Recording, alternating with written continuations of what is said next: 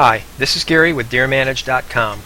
In this short video, I am going to show you how to display your antler analysis by age. This option is only available in the advanced version of the software. Please note that the information on this report is just test data to give a demonstration. In the advanced version of the software, you can enter the various antler measurements that may be used in an antler point restriction, also known as APR. Let me bring up a harvest record to refresh your memory where we keyed those antler measurements in. Deer harvested, 2014 season's fine. I'm looking for a buck. Here's a buck here.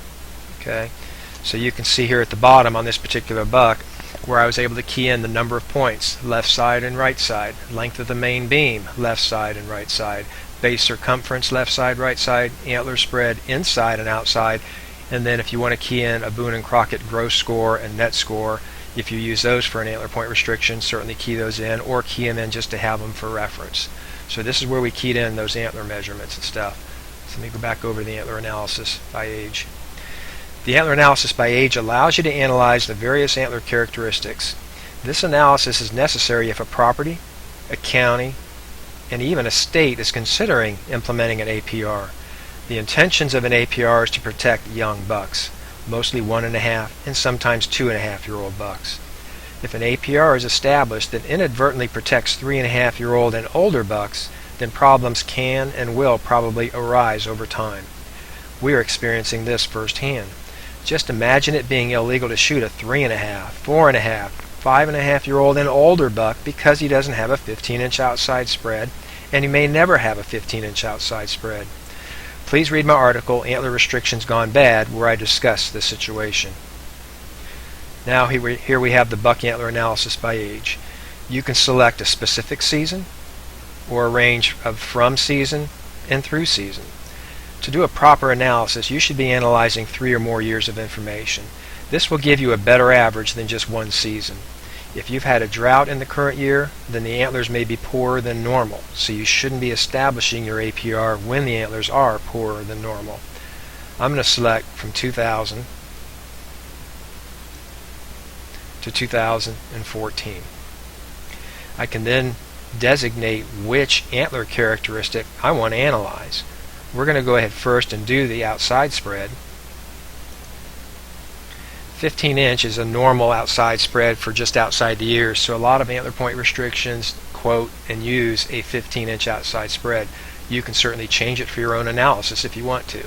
So I'm going to go ahead and leave it at 15 and then get statistics. So basically from 2000 to 2014 in this example, it's showing how many 1.5-year-old, 2.5-year-old, 3.5-year-old, so on and so forth, age different bucks were harvested, and then how many of these bucks fell into the different spread categories over here on the left. You can see your average spreads at the bottom for the different age categories, but the important thing we are looking for is, are we going to be protecting any 3.5-year-old and older bucks? So right here at the bottom I can see that I had one yearling buck that did not have a 15-inch outside spread.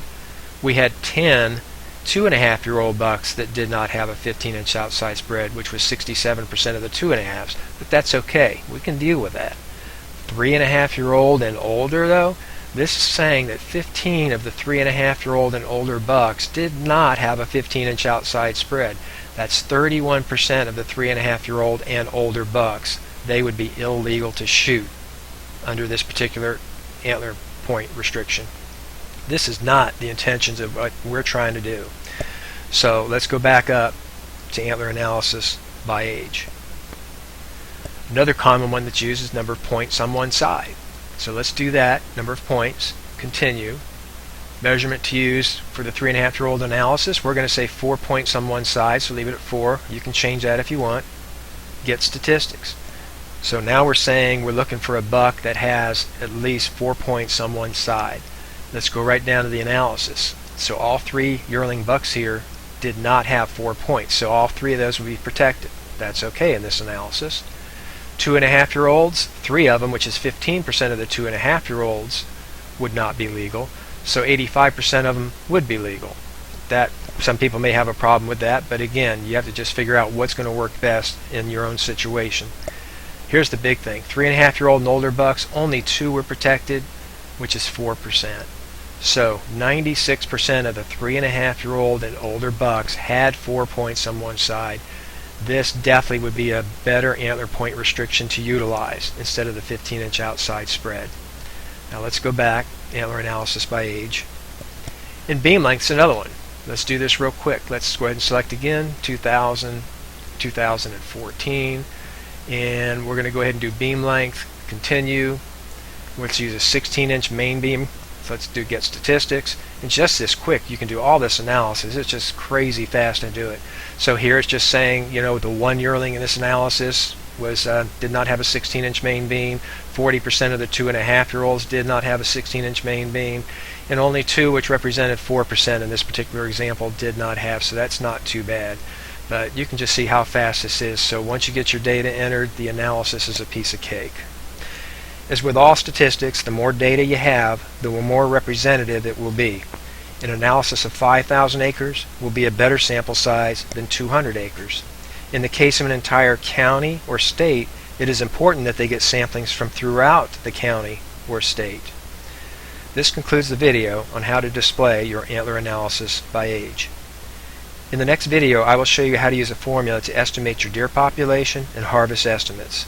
This is also only available in the advanced version of the software. If you have any questions or comments, please contact us at info@deermanage.com. Thank you.